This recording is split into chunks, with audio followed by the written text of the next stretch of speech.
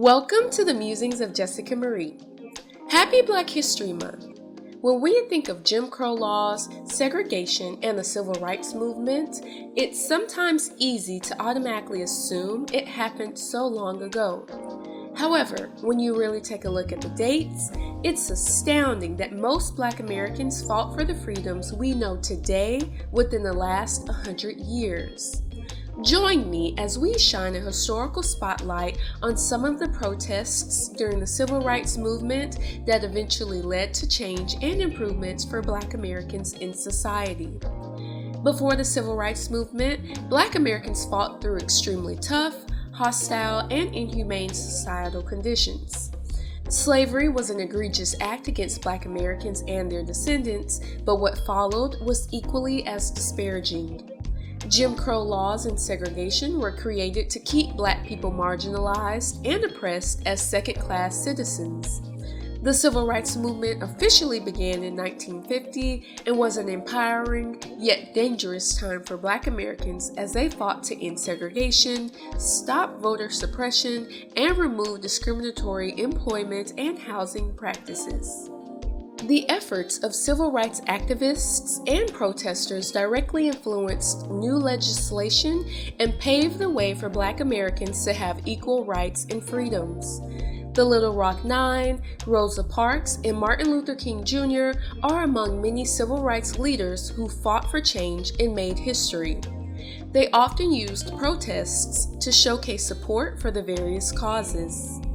There are many different kinds of protests to fight against the racial injustices experienced during the time. Most began with peaceful intentions, but eventually rose to the point of violence. Many emotions were evoked, and those fighting the good fight had to stay brave when fire hoses, police dogs, tear gas, jail time, and all other kinds of deterrents were thrown at them. On February 1st, 1960, 4 Black college students in Greensboro, North Carolina, refused to leave a Woolworth's whites-only lunch counter without being served. The Greensboro Four, Azale Blair Jr., David Richmond, Franklin McCain, and Joseph McNeil, were inspired by the nonviolent protests of Gandhi. It became known as the Greensboro Sit-In and sparked similar sit-ins throughout the city and in other states. Sit-ins didn't just stop at public eateries, but also happened on public transportation as well. Rosa Parks led one of the most successful boycotts in history when she refused to give up her seat on a Montgomery bus on December 1st, 1955. The Freedom Riders took bus trips through the South in 1961 to protest segregated bus terminals and attempted to use whites-only restrooms and lunch counters. Marches were also used as protests to influence change. The March on Washington on August 28, 1963 embodied nonviolent support of over 250,000 people and was the place where Dr. King gave his famous "I Have a Dream" speech for equal jobs and freedom. March 7, 1965 became known as Bloody Sunday as local Selma police blocked and brutally attacked around 600 civil rights marchers in the Selma to Montgomery March. On June 18, 1964, a group of Black activists jumped in a whites-only pool at the Monson Motor Lodge in St. Augustine, Florida, as an act against the hotel's segregation policies.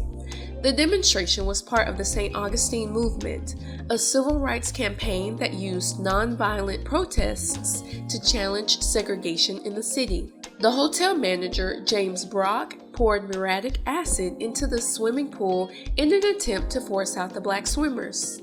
His actions were met with outrage from the civil rights community, helping to boost support for the St. Augustine movement and garner national attention about racism and segregation.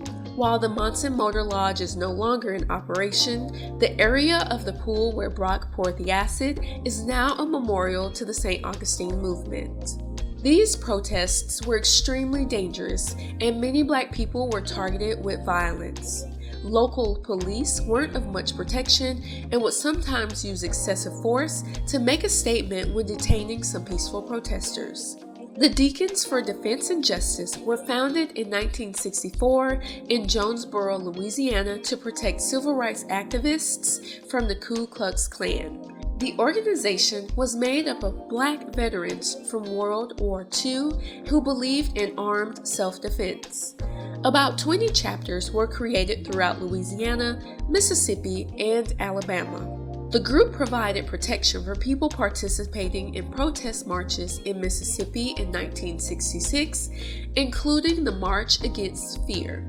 The Deacons' tense confrontation with the Klan was crucial in forcing the federal government to intervene on behalf of the local Black community. The national attention they created also persuaded state and national officials to initiate efforts to neutralize the Klan in that area of the Deep South. The Deacons were one of the first visible self-defense forces in the South, and as such, represented a new face of the civil rights movement.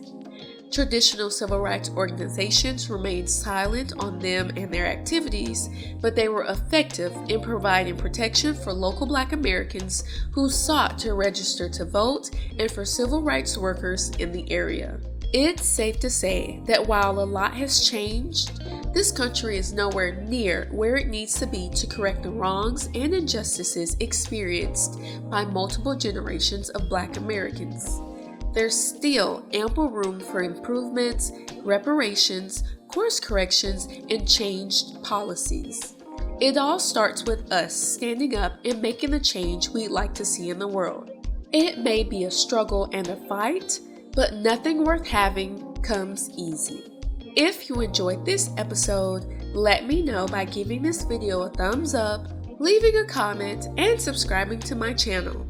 I'll see you in the next episode. Signed, Jessica Marie.